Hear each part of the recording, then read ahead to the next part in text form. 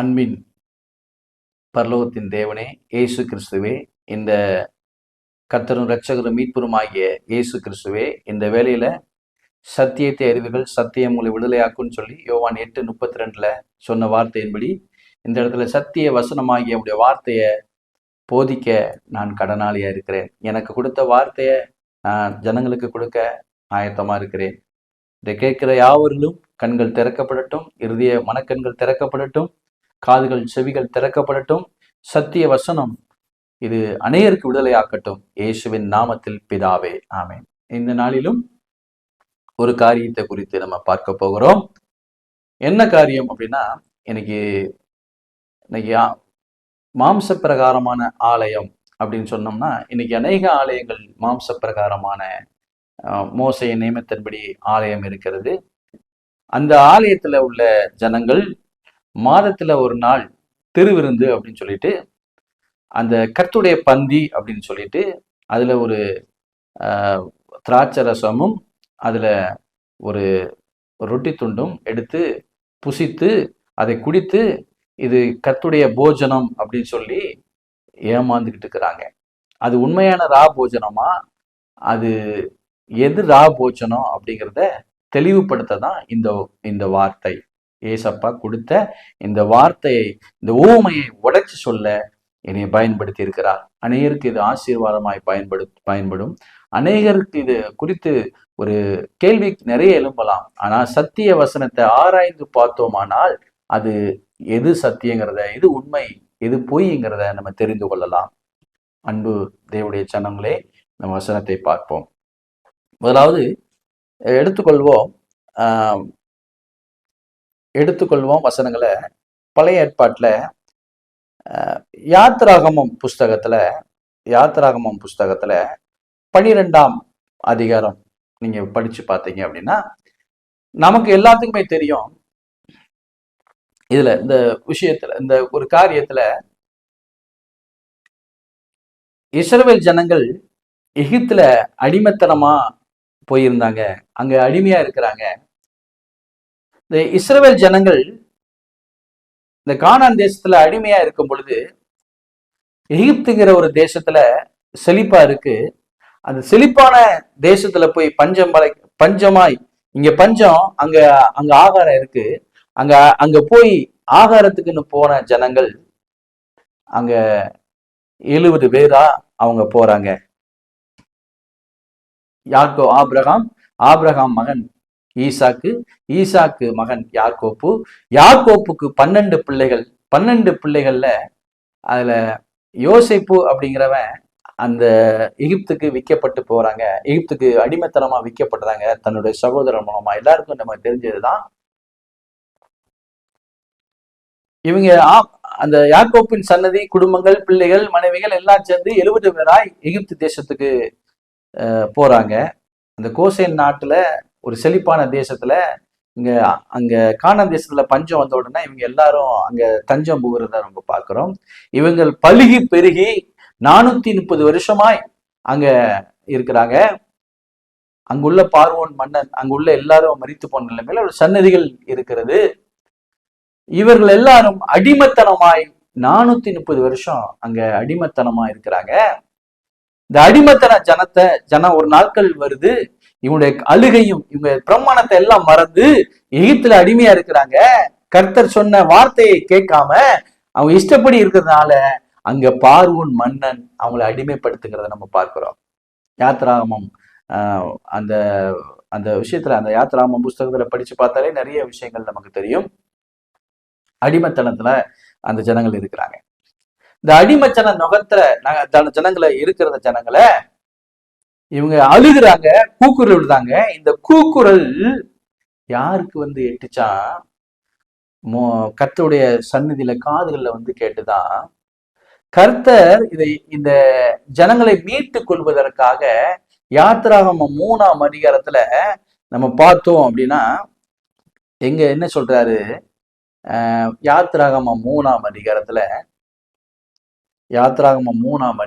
மோசேக்கு தரிசனமாகி, முள்செடியில எரிகிற அக்கினி மூலமா வார்த்தையினால தரிசனமாகி, நீ நிக்கிற பூமி பரிசுத்தம் உள்ளது, உன் பாதரட்சியை கலட்டி போடு. எங்க போட சொன்னாரு?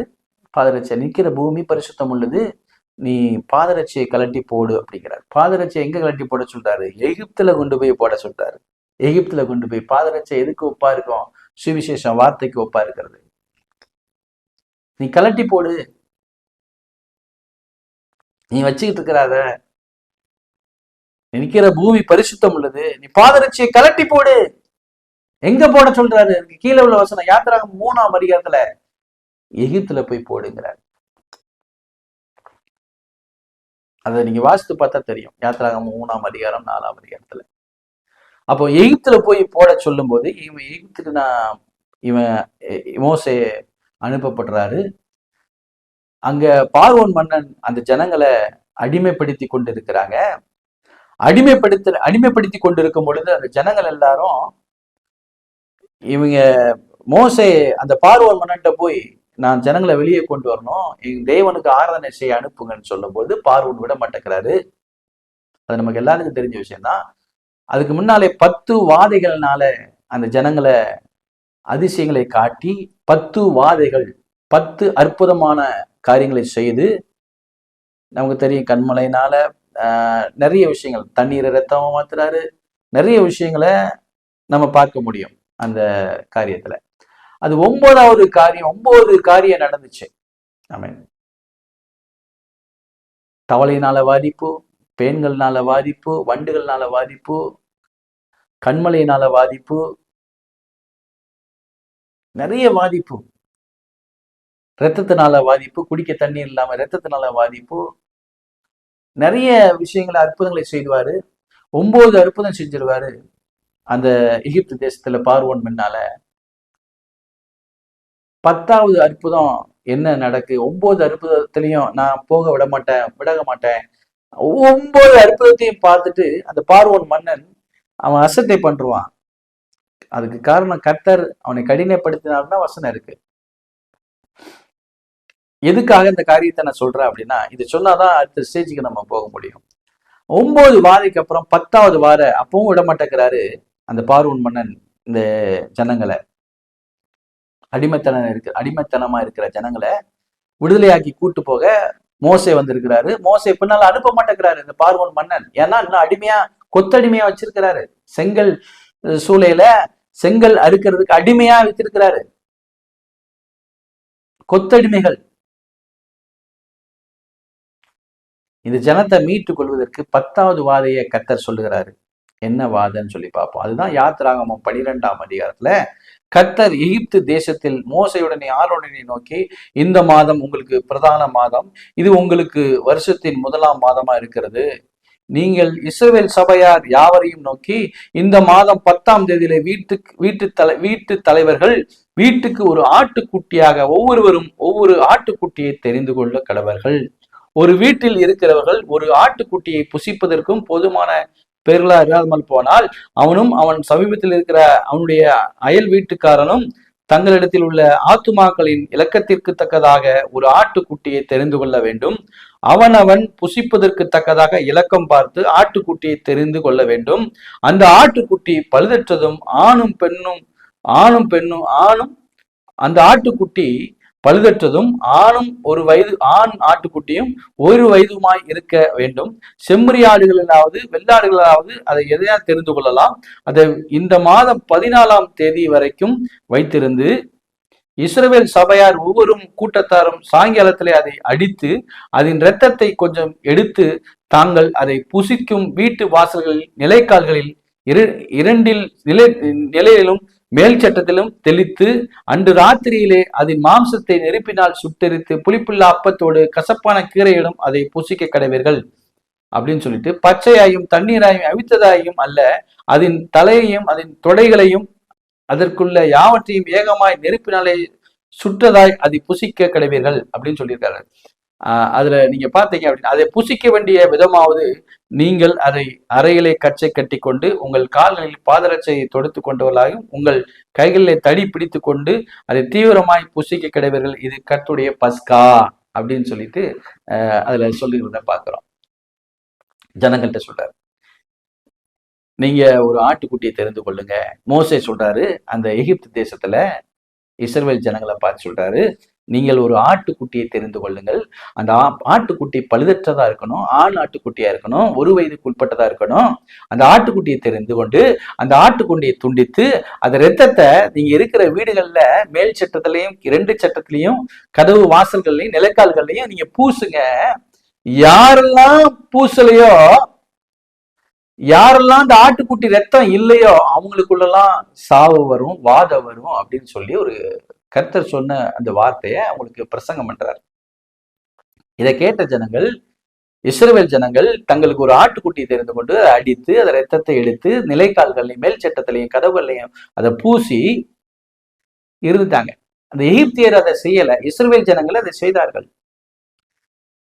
அந்த நடு ராத்திரியிலே யாரெல்லாம் நிலைக்கால்கள்ல ரத்தத்தை பூசப்படலையோ அவங்க வீட்டுகளெல்லாம் அழுகுரல் கேட்டது. ஏன்னா அவங்க தலைப்பிள்ளைகள் யாரெல்லாம் பூசப்படலையோ அந்த வீட்டுல தலைப்பிள்ளைகள் இறந்து போவார்கள் என்று கர்த்தருடைய வார்த்தை எனக்கு வந்தது. அங்க அநேக கூக்குரல் கேட்டுக்கொண்டு இருக்கிறது. அந்த கூக்குரல் கேட்டுக்கொண்டிருக்கும் பொழுது பார்வோன் மன்னன் எந்திரிச்சாரு. பார்வோனுடைய தலைப்பிள்ளையும் இறந்து போச்சு. பார்வோனுடைய தலைப்பிள்ளையும் இறந்த உடனே பார்வோன் மோசையும் ஆரோனையும் கூட்டிட்டு உன் ஜனங்களை கூட்டிட்டு போ அப்படின்னு சொல்லி ஒரு கட்டளையை பிறப்பிக்கிறாரு. அந்த கட்டளையின்படி அந்த எகிப்து தேசத்தை விட்டு புறப்பட்ட நாள் தான் அந்த பஸ்கா நாள், விடுதலையின் நாள். ஆமேன். இதை எதை குறிக்கி அப்படின்னு சொன்னோம் அப்படின்னா, இரத்தத்தை அடித்து, நாட்டை அடித்து அந்த இரத்தத்தை நிலைக்கால்கள்ல பூசப்பட்டது. இந்த நிலைக்கால்கள்ல யாரெல்லாம் பூசியிருக்கிறாங்களோ அவங்களுக்கு எல்லாம் வாதம் இல்லை. நிலைக்கால்கள் பூசப்படாத ஜனங்கள் அழிக்கப்பட்டார்கள் அப்படின்னு இதோட ஓமையின் கருத்தை நான் உங்களுக்கு வெளிப்படுத்துகிறேன். யாரு இன்னைக்கு ரத்தம் என்னன்னு சொல்லியிருக்கிறாரு நம்ம பாக்குறோம்ல. இன்னொரு விஷயத்தை நம்ம பார்ப்போம். லேவியராகமம் 17ஆம் அதிகாரத்துல 10ல இருந்து வாசிப்போம். 10ல இருந்து 14 வரைக்கும் ஒரு காரியத்தை குறித்து நம்ம வாசிப்போம். இதுலயும் ஒரு வெளிப்பாடு இருக்கு. லேவியராகமம் 17:10. இஸ்ரவேல் குடும்பத்தாரிலும் உங்களுக்குள்ளே தங்கள் அந்நியராலும் எவனாயிலும் இரத்தம் எனப்பட்டதை புசித்தால் இரத்தத்தை புசித்த அவனுக்கு விரோதமாக நான் என் முகத்தை திருப்பி அவன் தன் ஜனத்தில் இராதபடி அவனை அறுப்புண்டு போக பண்ணுவேன். எதுக்குன்னா, நீங்க பாத்தீங்கன்னா மாடு ரத்தம், ஆட்டு ரத்தம், எந்த ரத்தத்தையும் புசிக்க கூடாது. பழைய ஏற்பாடு நாட்கள்ல புசித்தா அது சாபம் அப்படின்னு சொல்லி கர்த்தர் தான் சொல்லியிருக்கிறாரு. ஏன் அப்படின்னா, அது கீழே மாம்சத்தின் உயிர் ரத்தத்தில் இருக்கிறது. லேவியராகமம் 11:11. மாம்சத்தின் உயிர் ரத்தத்தில் இருக்கிறது, நான் அதை உங்களுக்கு பலிபீடத்தின் மேல் உங்கள் ஆத்மாக்களுக்காக பாவ நிவார்த்தி செய்யப்படும்படிக்கு கட்டளையிட்டேன். ஆத்மாவிற்காக பாவ நிவார்த்தி செய்யப்படுகிறது ரத்தமே. எப்படியா? ஆத்மாவுக்காக பாவ நிவார்த்தி செய்யப்படுகிறது ரத்தமே. அது நிமித்தம் உங்களில் ஒருவனும் இந்த ரத்தம் பூசிக்க வேண்டாம், உங்கள் நடுவே தங்குகிற அந்நியனும் ரத்தம் பூசிக்க வேண்டாம் என்று இஸ்ரவேல் புத்திரருக்கு சொன்னேன். அதுக்கு அடுத்த வசனம், இஸ்ரவேல் புத்திரரில் உங்களுக்குள்ளே இருக்கிற அந்நியரில் எவனாயிலும் ரத்தம் பூசிக்க ஒரு மிருகத்தையாவது ஒரு பட்சியாவது வேட்டையாடி பிடித்தால் அவன் அதன் இரத்தத்தை சிந்த பண்ணி மண்ணிலே அதை மூடக்கடவன். சகல மாம்சத்துக்கும் இரத்தம் உயிரா இருக்கிறது. சகல மாம்சத்துக்கும் இரத்தம் உயிரா இருக்கிறது. இரத்தம் ஜீவனுக்கு சமானம். இரத்தம் ஜீவனுக்கு சமானம் அப்படிங்கிறார். இதுதான் ஒரு கான்செப்ட் இந்த பகுதியில. இரத்தம் எதுக்கு சமானம்? இரத்தமும் ஜீவனும் ஒண்ணுதாங்கிறார். இரத்தம் ஜீவனுக்கு சமானம் அப்படின்னு சொல்லிட்டாரு. அப்போ பழைய ஏற்பாட்டுல ஒரு ஆட்டையோ ஒரு மாட்டையோ ஒரு பறவையோ ஏதோ நம்ம பாவம் செய்தோமானால் அது ஆசாரியன்ட்ட கொண்டு போய் நம்ம கொடுக்குறோம். ஒரு ஆட்டையோ ஒரு மாட்டையோ ஒரு புறாவையோ ஏதோ ஒரு பறவையோ கொடுக்கும் பொழுது, நான் பாவம் செய்தேன் அப்படின்னா ஆசாரியன் தேவாலயத்துக்கு முன்பாக ஒரு பலிபீடம் இருக்கும். அந்த பலிபீடத்துல அதை துண்டித்து அந்த இரத்தத்தை எடுத்து அதை நம்ம மேல பூசுவாரு. மேல பூசும்போது ரத்தத்துல, அந்த பலிபீடத்திலையும் ரத்தத்துல எடுத்து நம்ம மேல பூசும்போது நம்ம பாவம் மன்னிக்கப்படும். இதுதான் அவங்களுடைய கற்பனையா இருந்தது. பழைய ஏற்பாடு கற்பனை.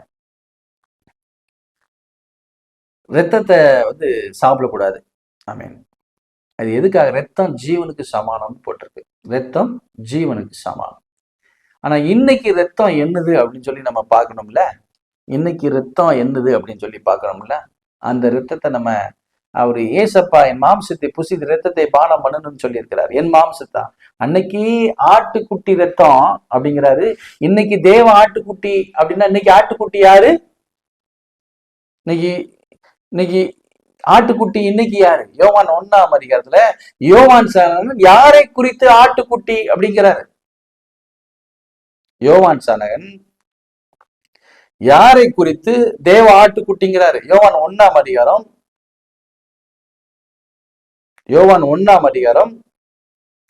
29. மறுநாளிலே யோவான் இயேசுவை தன்னிடத்தில் வர கண்டு, இதோ உலகத்தின் பாவத்தை சுமந்து தீர்க்கிற தேவ ஆட்டுக்குட்டி, ஒரு மனுஷனுடைய பாவத்தை போக்குகிற தேவ ஆட்டுக்குட்டின்னு கை காமிக்கிறாரு. தன்னுடைய சீசர்களுக்கு இயேசுவை குறித்து காண்பிக்கிறாரு. தேவ ஆட்டுக்குட்டி அப்படிங்கிறாரு. ஆமா.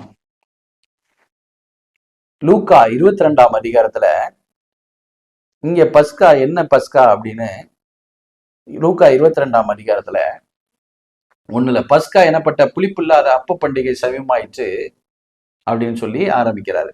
லூக்கா 22:1 7ல இருந்து நம்ம படிப்போம். பஸ்காவை பலியிட வேண்டிய புளிப்பில்லாத அப்ப பண்டிகை நாள் வந்தது. அப்பொழுது அவர் பேதுருவையும் யோவானையும் அழைத்து, நாம் பஸ்காவை புசிப்பதற்கு நீங்கள் போய் அதை நமக்கு ஆயத்தம் பண்ணுங்கள் என்றார்.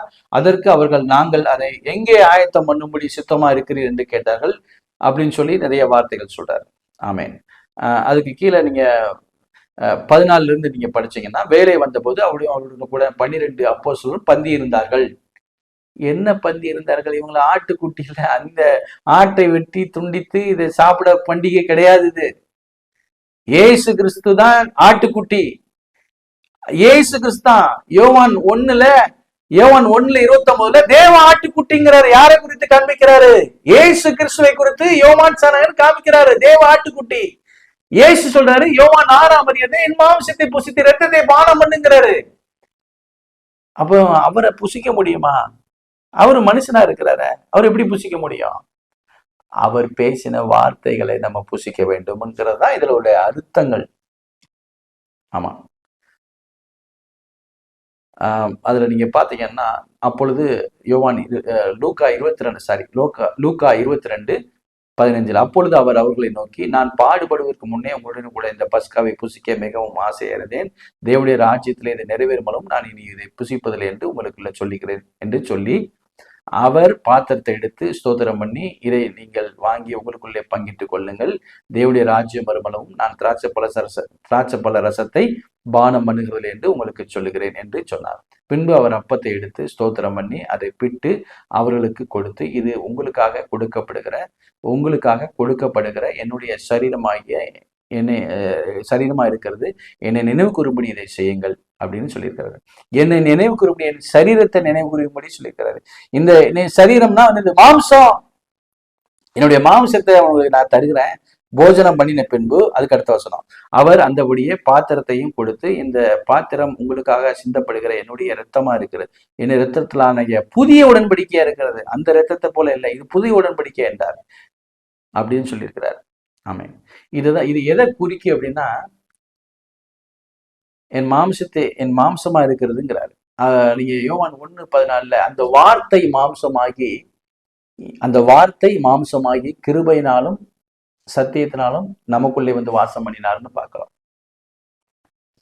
ஆமா. இந்த இடத்துல என்ன சொல்லப்பட்டிருக்கு அப்படின்னா, அந்த 12 சீசர்களுக்கு வார்த்தையை பகிர்ந்து கொடுக்கிறாரு. பந்தி இருந்தாலும்னா நம்ம மாம்ச பிரகாரமான கண்கள்ல பார்த்தா மாம்ச பிரகாரமான சாப்பாடை கொடுக்கல. மனுஷன் அப்பத்தினால மாத்திரம் இல்ல, கர்த்தருடைய வாயிலிருந்து வருகிற ஒவ்வொரு வார்த்தையினால பிழைப்பான்கிற ஆவிக்குரிய சாப்பாடை குறித்து யாரும் யோசிக்கலையே. மத்த 4ல சொல்லப்பட்டிருக்கு, அப்பத்தினால் மாத்திரம் இல்ல, கர்த்தருடைய வாயிலிருந்து வருகிற ஒவ்வொரு வார்த்தையினாலும் பிழைப்பான். அப்போ இங்க எதனால ஆவிக்குரிய போஜனத்தை கொடுக்கிறாரு? இந்த ரத்தம் நல்லது, மாம்சம் என் மாம்சத்தை புசித்து ரத்தத்தை பானம் பண்ணது. அன்னைக்கு ஆட்டு ரத்தம், இன்னைக்கு இயேசு கிறிஸ்துடைய ரத்தம். இயேசு கிறிஸ்துடைய ரத்தம்னா என்னது அப்படின்னு சொல்லி பார்க்க போகிறோம். இன்னும் யோவான் 6 யோவான் 6 27 அவர் சொல்றாரு. 27ல அழிந்து போகிற போஜனத்துக்காக அல்ல, நித்திய ஜீவன் வரைக்கும் நிலை நிற்கிற போஜனத்துக்காகவே கிரியை நடப்பீங்கள் அப்படின்னு சொல்றாரு. இவர் எதை குறித்து இவர் பேசுறாரு அப்படின்னு சொல்லி பார்த்தோம் அப்படின்னா, இதுல நீங்க பாத்தீங்க யோவான் 6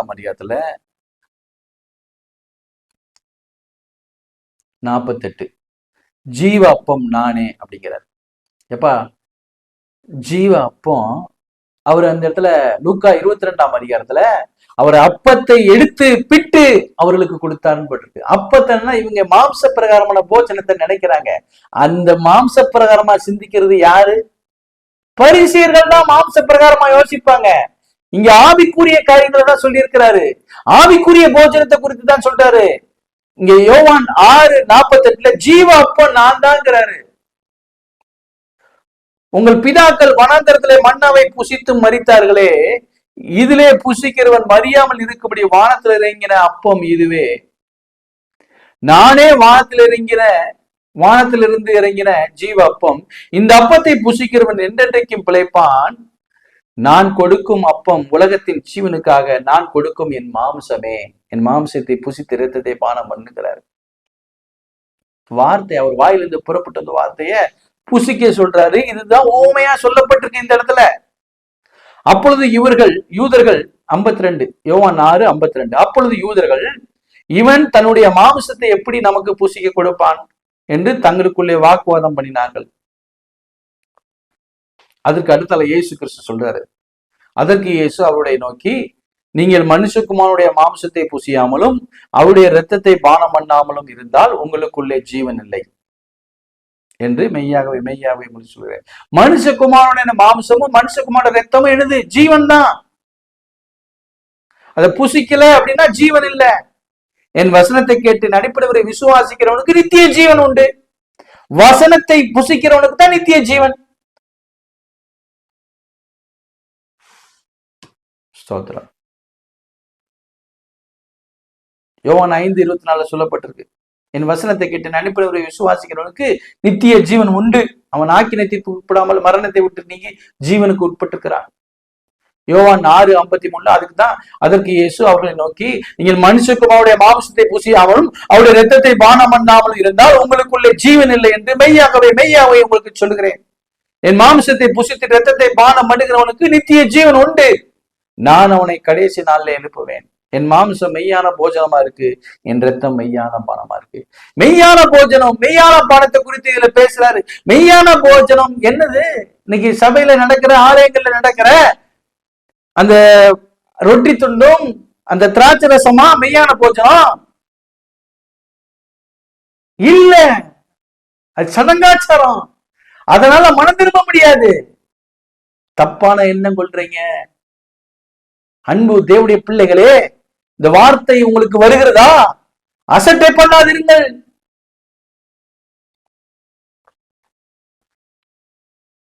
ஆமென்.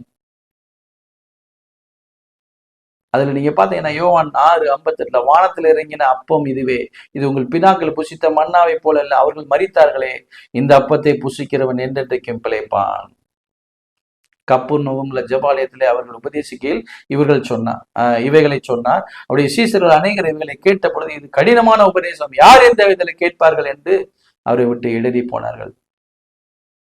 சீசர்கள் அதை குறித்து முறுமுறுக்கிறார் என்று இயேசு தனக்குள்ளே அறிந்து அவர்களை நோக்கி, இது உங்களுக்கு இடரலா இருக்கிறதோ? இன்னைக்கு எத்தனை பேருக்கு இடரல? இந்த வார்த்தையை நான் பிரசங்கம் பண்ணும் போது எத்தனை பேருக்கு இது இடரலா இருக்கு? எச்சரிப்பு. இந்த வார்த்தையை கேட்டு அசட்டை பண்ணாதிருங்க. இது உண்மையான சத்தியமான வார்த்தை. இது உங்களுக்கு எழுதப்பட்டு, உங்களுக்கு மறைக்கப்பட்ட சத்தியத்தை ஆவியானவர் என் மூலமாய் உங்களுக்கு கொடுக்கிறாரு. இதுதான் சத்தியம், அறிந்து கொள்ளுங்கள்.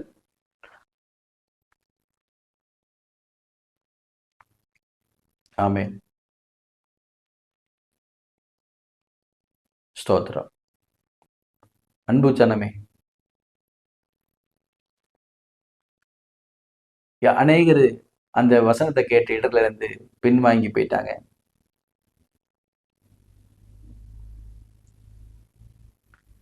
அதுல நீங்க பாத்தீங்க அப்படின்னா 66, யோவான் 6:66, அது முதல் அவருடைய சீசர்கள் அநேகரோட கூட நடவாமல் பின்வாங்கி போனார்கள்.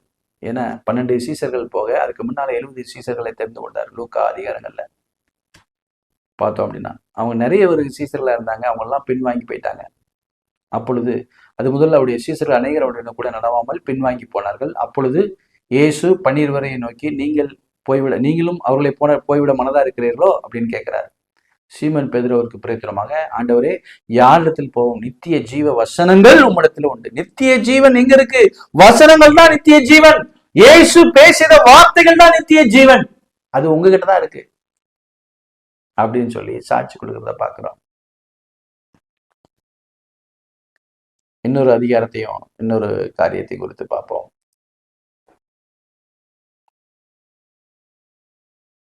அப்போஸ்தலர் 2ஆம் அதிகாரத்துல பேதுரு, நம்ம பேசி கொண்டிருந்த அந்த வார்த்தையில கேட்டிருப்பீங்க. பேதுரு பேசி கொண்டிருக்கும் பொழுது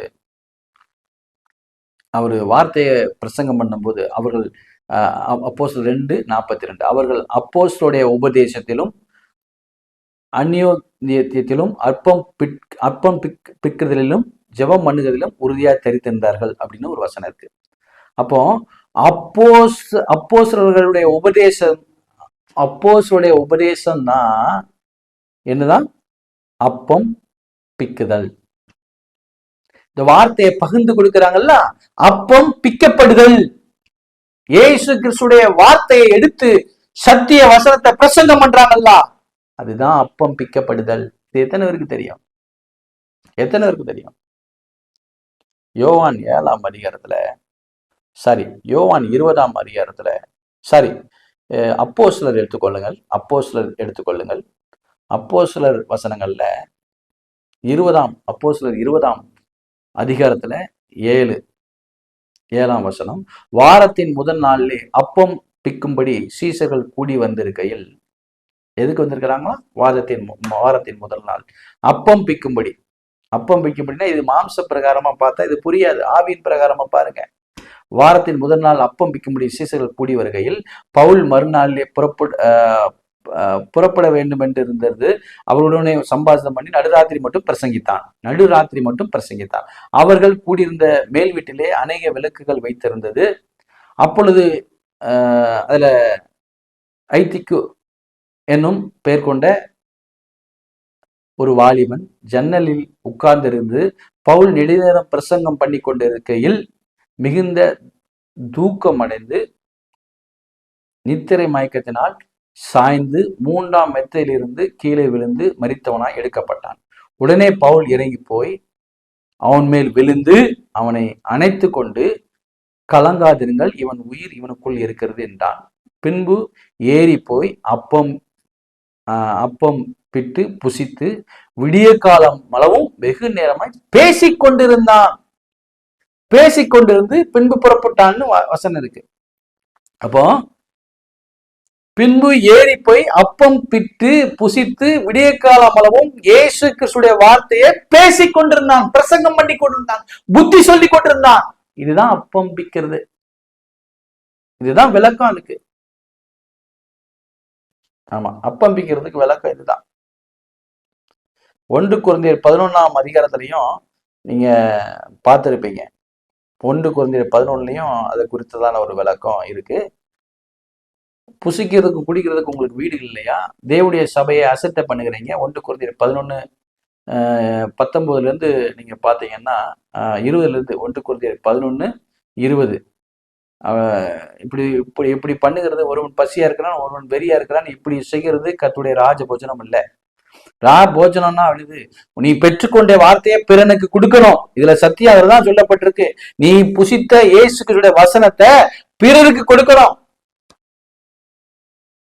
ஆமென். புசிக்கிறதுக்கு குடிக்கிறதுக்கு உங்களுக்கு வீடுகள் இல்லையா? தேவனுடைய சபையை அசட்டை பண்ணி இல்லாதவர்களை வெட்கப்படுத்துகிறீர்களா? உங்களுக்கு நான் என்னத்தை சொல்வேன்? இதை குறித்து உங்களை புகழ்வேனோ?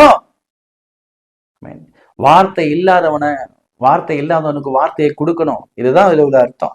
அன்னைக்கு இயேசு கிறிஸ்து லூக்கா 22ஆம் அதிகாரத்துல சீசர்களுக்கு வார்த்தையை கொடுத்துக்கிட்டே இருக்கிறாரு. அவர் பேசின உபதேசங்களை, அப்பத்தை பிட்டு மாம்சத்தை பிட்டு ரத்தத்தை, மாம்சத்தை புசித்து ரத்தத்தை பானம் பண்ணணும் அப்படிங்கிறாரு. மாம்சத்தை கொடுக்கிறாரு, பிட்டு ரத்தத்தை கொடுக்கிறாரு. அவர் இல்லாதவங்களுக்கு கொடுத்துக்கிட்டே இருக்கிறாரு. இததான் குறித்து இந்த வசனங்கள்ல சொல்லப்பட்டிருக்கு.